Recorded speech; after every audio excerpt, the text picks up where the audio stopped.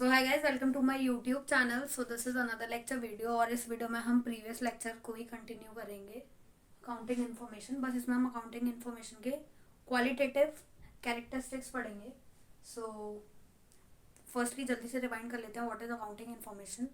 तो accounting information होता है कि अकाउंट्स की जो बुक्स होती हैं जर्नल वगैरह की, उससे जो भी एक्सट्रैक्ट निकल के आता है, जो भी वो बुक्स हमें इन्फॉर्मेशन देती हैं about the profitability of the firm, about cash flow statement, about financial position of the firm. तो जो उसके टोटल इन्फॉर्मेशन जो हम निकल के आती है अकाउंटिंग से, that is called accounting information. तो इस वीडियो में हम पढ़ेंगे उसके क्वालिटेटिव कैरेक्टरिस्टिक्स। सो स्टार्ट करते हैं। Qualitative characteristics or attributes. तो यहाँ पे दो टर्म्स यूज होती हैं स्टैटिस्टिक्स में बेसिकली, एक वेरिएबल और एक होता है एट्रीब्यूट्स। तो वेरिएबल वो चीज़ें होती हैं जिनको हम क्वांटिटी में काउंट कर सकते हैं। फॉर एग्जाम्पल किसी इंसान का वेट, तो किसी का 45 है या किसी का कुछ है, तो वो उसको एक वेरिएबल मतलब हम नंबर्स में काउंट कर सकते हैं। और एट्रीब्यूट्स होते हैं जिनको हम नंबर्स में काउंट नहीं कर सकते। फॉर एग्जाम्पल कोई इंसान कितना स्मार्ट है या फिर कितना नॉलेजफुल है, उसको हम किसी नंबर में क्लासीफाई नहीं कर सकते, नहीं बता सकते कितना है, तो वो होते हैं एट्रीब्यूट्स। एट्रीब्यूट्स होती हैं क्वालिटी, जैसे वो बहुत स्मार्ट है, उसकी नॉलेज अच्छी है, तो ये है हमारी क्वालिटीज़। और क्वांटिटी मतलब जो भी नंबर्स के टर्म में हम मेजर कर सकते हैं। तो qualitative characteristics or attributes that make the accounting information useful to its user. तो अकाउंटिंग इन्फॉर्मेशन के क्वालिटेटिव एट्रीब्यूट्स के जो भी कैरेक्टरिस्टिक्स है वो हम देखते हैं। दे आर, पहला है reliability. Reliability, accounting information must B reliable. जो भी अकाउंटिंग इन्फॉर्मेशन है वो रिलायबल होनी चाहिए। Reliable information means it is verifiable, free from bias and material errors.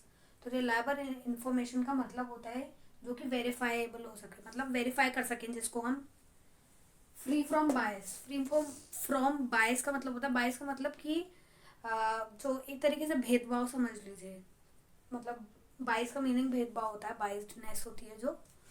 तो मतलब खुद से इंटेंशनली और नॉन इंटेंशनली कुछ मिस्टेक्स वगैरह हो गई, मटेरियल एरर हो गया, तो वो सब होता है रिलायबिलिटी के अंदर। तो अकाउंटिंग इन्फॉर्मेशन का एक कैरेक्टरिस्टिक है कि accounting information should be reliable, मतलब verifiable.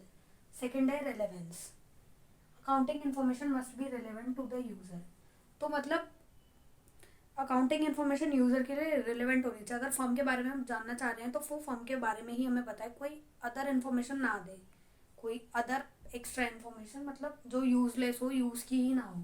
Information is relevant if it meets the need of the user in decision making. For example अगर कोई यूजर है, वो आपकी स्टॉक्स के बारे में जानना चाहता है, शेयर्स के बारे में जानना चाहता है, तो उसके लिए शेयर्स और स्टॉक्स वाली ही इन्फॉर्मेशन यूजफुल होगी, बात ताकि वो डिसीजन लेकर सके कि वो आपकी कंपनी में इन्वेस्ट करेगा या नहीं करेगा। उसको अगर आप अपना कैश फ्लो दिखाएंगे या फिर कुछ प्रॉफिटेबिलिटी दिखाएंगे तो उससे उसको क्या मतलब, उसको तो स्टॉक्स में इन्वेस्ट करने से है ना। तो वो आपका स्टॉक्स में आपकी कैसी डीलिंग है उसके बेसिस पे आपकी कंपनी में स्टॉक्स को लेगा या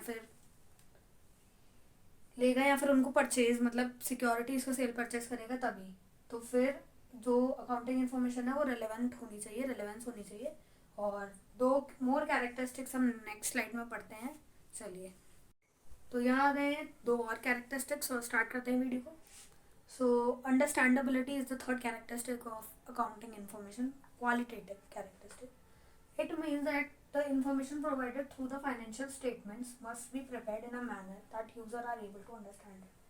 तो जो भी अकाउंटिंग इन्फॉर्मेशन हम दे रहे हैं अपने यूजर्स को, जो इंटरनल यूजर्स है और एक्सटर्नल यूजर है, तो वो हमको एक सिस्टमैटिक वे में देने चाहिए ताकि जो भी हमारे इंटरनल और एक्सटर्नल यूजर है उनको वो समझ आ सके। ऐसा नहीं कि उसमें हम कुछ ऐसी टर्म्स वगैरह यूज़ कर लें जो उनको समझ ही ना आए कि हमने करा क्या है। तो फिर हमको जो भी इन्फॉर्मेशन है वो हमको एक सिस्टमैटिक वे में देनी चाहिए कि वो ईजिली अंडरस्टैंडेबल हो। For the comparability, it means users should be able to compare accounting information of an enterprise over the period either with that one of another periods known as intra-firm comparison or with the accounting information of other enterprises known as inter-firm comparison. तो जो भी हमारी accounting information होनी चाहिए वो कंपैरेटिबल होनी चाहिए, मतलब हम जो भी इन्फॉर्मेशन निकल के आई है उसको दूसरे से कंपेयर कर सकें। हम अपनी ही प्रीवियस मतलब अपनी पर्टिकुलर फर्म की प्रीवियस ईयर की अकाउंटिंग ईयर की से अपना कंपैरिजन कर सके प्रेजेंट का, और फ्यूचर एस्टिमेशंस कर सकें, और नहीं तो अपनी फर्म का किसी अनदर फर्म के साथ कंपैरिजन कर सके। तो accounting information should B comparable. तो इस वीडियो को यहीं एंड करते हैं, और अगर आपको वीडियो अच्छी लगी हो तो प्लीज़ वीडियो को लाइक कर दीजिएगा और चैनल को सब्सक्राइब करके बेल आइकन को प्रेस कर दीजिएगा। Thank you.